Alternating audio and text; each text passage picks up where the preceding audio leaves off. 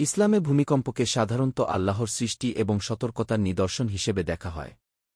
Islamic দৃষ্টিকোণ থেকে ভূমিকম্পের মূল বিষয়গুলো হল: ইসলামে ভূমিকম্প সম্পর্কে দৃষ্টিভঙ্গি।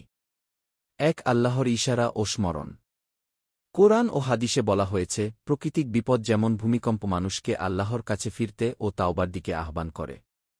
কোরআনে যখন পৃথিবী কাঁপে, সে তার প্রয়োজনীয় ও গুরুত্বপূর্ণ বস্তু প্রকাশ করে কি? সূরা জাকরিয়া আল মাফহুম। ২. সতর্কতার নিদর্শন।